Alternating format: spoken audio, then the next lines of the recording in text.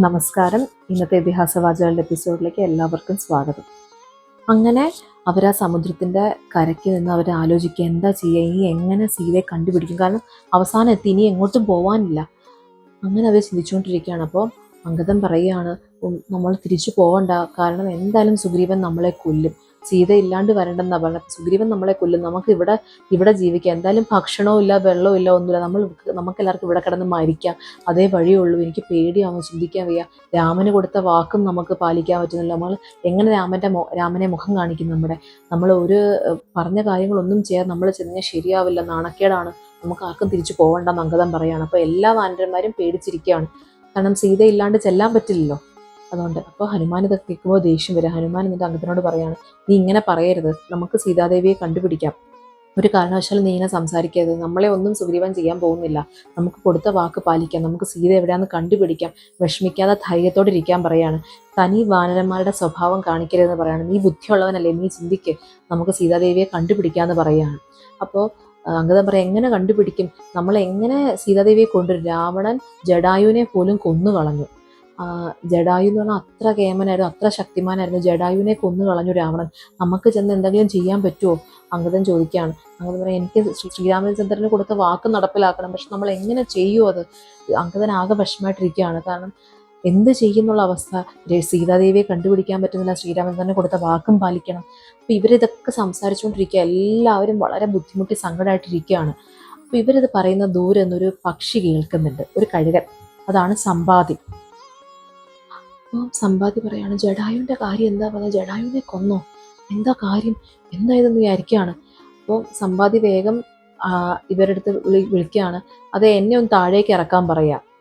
അപ്പോൾ ഇവർ പറയും, ഇല്ല, താഴേക്ക് ഇറക്കില്ല, താഴെ ഇറക്കാൻ ഞങ്ങളെ കൊന്നു കഴിക്കാനല്ല, ഞങ്ങൾ ഇറക്കില്ല എന്ന് പറയാണ്. അപ്പോൾ ഇല്ലില്ല, ഞാൻ നിങ്ങളെ ഒന്നും ചെയ്യില്ല, എന്നെ താഴേക്ക് ഇറക്കാൻ പറയാണ്.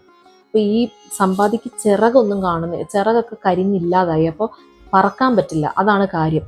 അപ്പോൾ വാനരന്മാരെല്ലാം അവിടെ പിടിച്ച് താഴേക്ക് കൊണ്ടുവരികയാണ്.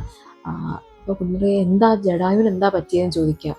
പറയും, ജടായുവിനെ രാവണൻ കൊന്നു കളഞ്ഞു എന്ന് പറയാണ്. അപ്പോൾ സമ്പാതി പറയുകയാണ്, ഞാൻ ജടായുവിൻ്റെ ചേട്ടനാണ്, ഞങ്ങൾ അരുണയുടെയും ശേനിയുടെയും പുത്രന്മാരാണ്, അതായത് ഗരുഡൻ്റെ ഏട്ടനായ അരുണൻ്റെ മക്കളാണ് ഞങ്ങളെന്ന് പറയുകയാണ്. അപ്പോൾ ഇവരോട് പറയുകയാണ്, വർഷങ്ങൾക്ക് മുമ്പ് ഞങ്ങൾക്ക് എത്രത്തോളം ശക്തിയുണ്ട്, എത്രത്തോളം കേമന്മാരാന്ന് അറിയാൻ വേണ്ടി ഞങ്ങൾ മേളിലേക്ക് പറന്നു പൊങ്ങി ഞങ്ങൾ സൂര്യൻ്റെ അടുത്ത് എത്താറായി. അത് കഴിഞ്ഞപ്പോൾ എനിക്ക് മനസ്സിലായി, എൻ്റെ അനിയൻ ഇപ്പോൾ മരിക്കും എന്നുള്ള അവസ്ഥയെ, കാരണം സൂര്യൻ്റെ ചൂട് അനിയന് താങ്ങാൻ പറ്റാതായി തുടങ്ങി. അപ്പം ഞാൻ വേഗം അവൻ്റെ മുമ്പിൽ വന്ന് അവനെ രക്ഷിക്കാൻ നോക്കിയതാണ്. അപ്പോൾ ഈ സൂര്യൻ്റെ ചൂട് കാരണം എൻ്റെ ചിറകുകൾ രണ്ടും കരിഞ്ഞു പോയി, ഞാൻ താഴേക്ക് വീണു, ഞാൻ ഇവിടെ വന്നാണ് വീണത്, അനിയൻ ജനസ്ഥലത്തുമാണ് വീണത്. അപ്പം ഞങ്ങൾക്ക് പിന്നെ ഒരിക്കലും ഞങ്ങൾക്ക് രണ്ടുപേർക്കും കാണാൻ പറ്റിയിട്ടില്ല, കാരണം എനിക്ക് പറക്കാനും പറ്റില്ല, പിന്നെ ഞങ്ങൾ തമ്മിൽ കണ്ടിട്ടില്ല, എനിക്ക് ആഹാരം ഇടയ്ക്കിടയ്ക്ക് എൻ്റെ പുത്രൻ കൊണ്ടുതരും, അങ്ങനെയാണ് ഞാനിവിടെ ഇത്രയും നാൾ ജീവിച്ചതെന്ന് പറയാണ്. അപ്പോൾ എന്താണ് നടന്നത്, ശ്രീരാമൻ്റെ കാര്യം എന്താ കേട്ടത്, ദശരഥന് എന്താ പറ്റിയെന്ന് ചോദിക്കുകയാണ്. അപ്പോൾ ഇവർ നടന്ന കഥകൾ മുഴുവൻ പറയാണ്. സമ്പാദിക്ക് വല്ലാണ്ട് വിഷമം വരിക, കാരണം ദശരഥൻ സമ്പാദിയുടെയും കൂടി കൂട്ടുകാരനായിരുന്നു. ശ്രീരാമൻ ഇവിടെ എത്തിയല്ലേ, എനിക്കൊന്ന് കാണാൻ പറ്റുന്നില്ലല്ലോ ശ്രീരാമനെ വിചാരിക്കുകയാണ്, ഒരു രീതിയിലും സഹായിക്കാനും പറ്റില്ല. അപ്പം അങ്ങനെ വിഷമിച്ചിരിക്കുകയാണ് സമ്പാതി ഇത് കേട്ട്. അപ്പോൾ ഇതൊക്കെ അറിഞ്ഞു കഴിയുമ്പോൾ സമ്പാതി പറയണം, നിന്നെ കടലിലേക്ക് കൊണ്ടുപോകും, ജടായുവിൻ്റെ അന്ത്യകർമ്മങ്ങൾ എനിക്ക് ചെയ്യണമെന്ന് പറയുകയാണ്. അങ്ങനെ വാനരന്മാരെടുത്ത് കടലിൻ്റെ അടുത്തേക്ക് കൊണ്ടുപോയി അദ്ദേഹം ജടായുവിൻ്റെ അന്ത്യകർമ്മങ്ങൾ ചെയ്യുകയാണ്.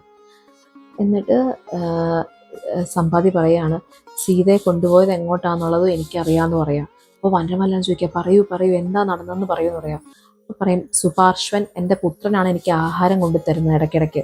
അപ്പോൾ വർഷങ്ങൾക്ക് മുമ്പ് ഞാനിവിടെ ഇങ്ങനെ ഇരിക്കുമ്പോൾ നിശാകാരൻ എന്ന് പറഞ്ഞ ഋഷി, അദ്ദേഹം എൻ്റെ വലിയ സുഹൃത്തായിരുന്നു, അദ്ദേഹം എൻ്റെ അവസ്ഥ കണ്ടിട്ട് പറയുകയാണ്, ഭാവിയിൽ ഒരു വലിയ കാര്യം നടക്കാൻ പോവാണ്, ആ സമയത്ത് ഒരു വാനരപ്പട ഇവിടെ സീതാദേവി അന്വേഷിച്ചു വരും ശ്രീരാമചന്ദ്രന് വേണ്ടിയിട്ട്, അപ്പോൾ അന്ന് നീ അവരെ സഹായിച്ചാൽ നിൻ്റെ ചിറകുകൾ നിനക്ക് തിരിച്ചു കിട്ടുമെന്ന് പറഞ്ഞിരുന്നു എന്ന് പറഞ്ഞ് എന്നെ അനുഗ്രഹിച്ചിട്ടാണ് അദ്ദേഹം ഇവിടുന്ന് പോയത്. അപ്പോൾ കഴിഞ്ഞ കുറച്ച് ദിവസം മുമ്പ് എൻ്റെ പുത്രൻ വന്നപ്പോൾ സുപാർശ്വൻ ആഹാരമില്ലാതെയാണ് എന്നെ കാണാൻ വേണ്ടി വന്നത്. എന്താണെന്ന് ചോദിച്ചപ്പോൾ അവൻ പറയാണ്, രാവണൻ ഒരു സ്ത്രീയെ പുഷ്പവിമാനത്തിൽ കൊണ്ടുപോകുന്ന കണ്ടു, ഈ സ്ത്രീ ആഭരണങ്ങളെല്ലാം ഊരി എറിഞ്ഞു, എല്ലാം എല്ലായിടത്തേക്കും എറിയുമായിരുന്നു. എന്നിട്ട് ഇവരെ കൊന്നു കഴിക്കാമെന്നാണ് വിചാരിച്ചത്. അപ്പോൾ വഴിയിൽ ഇവൻ തടഞ്ഞപ്പോഴേക്കും രാവണൻ തൊഴുതുകൊണ്ട് വഴി കൊടുക്കണമെന്ന് പറയുമായിരുന്നു. ഇവൻ്റെ അടുത്ത് പറഞ്ഞു. ഇവൻ വഴി മാറി കൊടുത്തു. അങ്ങനെ ഇവരെ വെറുതെ വിട്ടു. ഇവൻ ഇത് വന്ന് എൻ്റെ അടുത്ത് പറഞ്ഞു. അപ്പോൾ എനിക്ക് വയസ്സായി, ചിറകുകളില്ലെന്നേ ഉള്ളൂ. എനിക്ക് 100 യോജനങ്ങൾ അപ്പുറം വരെ എനിക്ക് ഇപ്പോഴും കാഴ്ചശക്തിയുണ്ട്. അപ്പോൾ എനിക്ക് കാണാം ലങ്കയിൽ സീത ഇരിപ്പുണ്ട്, രാവണനും ഉണ്ട് അവിടെ അശോകവനത്തിലാണ് സീത ഇരിക്കുന്നതെന്ന് വരെ എനിക്ക് കാണാം. സീതയ്ക്ക് ഒരു കുഴപ്പമില്ല, സീത പക്ഷെ വിഷമിച്ചാണ് ഇരിക്കുന്നത്. അങ്ങനെ ഇതെല്ലാം സമ്പാദി പറയുകയാണ്. ഇവിടേക്കും വാനരന്മാർക്ക് വല്ലാത്ത സന്തോഷമാണ്. കാരണം സീതയെ കണ്ടുപിടിച്ചല്ലോ, ലങ്കയിലുണ്ടെന്ന് മനസ്സിലായി. അപ്പോൾ ഇത് പറഞ്ഞു കഴിയുമ്പോഴേക്കും സമ്പാദിക്ക് തൻ്റെ ചിറകുകൾ തിരിച്ചു വരികയാണ്. സമ്പാദിക്ക് വലിയ സന്തോഷം. സമ്പാദി പറക്കാൻ തുടങ്ങും അവിടെ. എന്നിട്ട് പറയാണ്, പോയി സീതയെ രക്ഷിച്ചുകൊണ്ട് വരുമെന്ന് സമ്പാദി ഇവരോട് പറയാണ്. വാനരന്മാരെല്ലാവരും നേരെ സമുദ്രത്തിൻ്റെ അടുത്തേക്ക് ഓടുകയാണ്.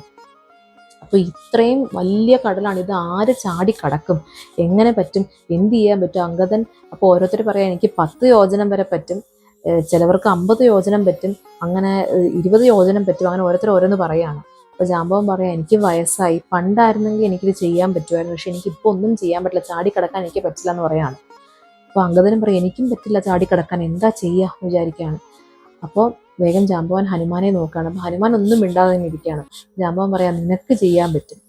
അപ്പോൾ ഹനുമാൻ പറയും, എനിക്ക് എങ്ങനെ ചെയ്യാൻ പറ്റും, എനിക്കത് പറ്റില്ല. അപ്പോൾ ഇല്ല, പറ്റും, നിനക്ക് നിൻ്റെ വലിപ്പം എന്താണെന്ന് അറിയില്ല എന്ന് പറയാണ്. നീ വായുദേവൻ്റെ മാനസപുത്രനാണ്. നീ അഞ്ജനയ്ക്ക് കേസരിക്ക് ഉണ്ടായ നീ വായുദേവൻ്റെ മാനസപുത്രനാണ്. പണ്ട് കുഞ്ഞായിരിക്കുമ്പോൾ നീ പറന്നു നടക്കുകയായിരുന്നു. അപ്പോൾ സൂര്യദേവനെ കണ്ട് നീ കഴിക്കാൻ ചെന്നപ്പോൾ നിന്റെ വാ അടിച്ചു പൊട്ടിച്ചതാണ് ഇന്ദ്രദേവൻ വജ്രായുധം കൊണ്ട്. അങ്ങനെയാണ് നിനക്ക് ഹനുമാൻ എന്നുള്ള പേരും കൂടി വന്ന്, പൊട്ടിയ താടിയെല്ലുള്ളവൻ എന്നുള്ളതുകൊണ്ടാണ് നിനക്ക് ഹനുമാൻ എന്നുള്ള പേരും കൂടി വന്നത്. അപ്പോൾ നിന്റെ താടിയെല്ലടിച്ച് പൊട്ടിച്ചപ്പോൾ വായു എവിടെയും ചെല്ലാതായി. കാരണം വായുവിൻ്റെ മാനസപുത്രനാണ് ഹനുമാൻ. അപ്പോൾ അന്ന് ദേവന്മാരെല്ലാവരും കൂടി വായുദേവൻ്റെ കാലിൽ വീണു, രക്ഷിക്കണം, ഇങ്ങനെ അങ്ങ് എല്ലായിടത്തും ഇല്ലാതായാൽ ആൾക്കാർക്ക് ജീവിക്കാൻ പറ്റില്ല, അപ്പം അങ്ങ് ക്ഷമിക്കണം എന്ന് പറഞ്ഞ് കാല് പിടിച്ചു എന്ന് പറയുകയാണ്. എന്നിട്ട് അന്ന് ബ്രഹ്മാവ് പറഞ്ഞു, ഒരിക്കലും നിന്നെ ആർക്കും തോൽപ്പിക്കാൻ പറ്റില്ല എന്നുള്ള അനുഗ്രഹം കൊടുത്തു. കൂടാതെ ഇന്ദ്രദേവനും അനുഗ്രഹിച്ചു. എന്താണ്, നീ വിചാരിക്കുമ്പോഴേ നിനക്ക് മരണം ഉണ്ടാവുള്ളൂ എന്നുള്ളത്. അത് കേട്ടിട്ടാണ് വായുദേവന് സന്തോഷമായത്. അങ്ങനെയാണ് പിന്നെ വായു എല്ലായിടത്തും തിരിച്ചെത്തിയത്, 3 ലോകങ്ങളിലും തിരിച്ചെത്തിയതെന്ന് പറയുകയാണ്. അപ്പോൾ അങ്ങനെ കേമനാണ് നീ, നിനക്ക് പറക്കാൻ പറ്റും, നിനക്ക് ഏത് രൂപം എടുക്കാൻ പറ്റും, നിനക്ക് വലുതാവാനും പറ്റും, ചെറുതാവാനും പറ്റും. നീ സാക്ഷാൽ പരമശിവന്റെ അവതാരമാണ്. അപ്പോൾ നിനക്ക് പറ്റാത്തതായിട്ട് ഒന്നുമില്ലെന്ന് ജാമ്പവാൻ പറയാണ്.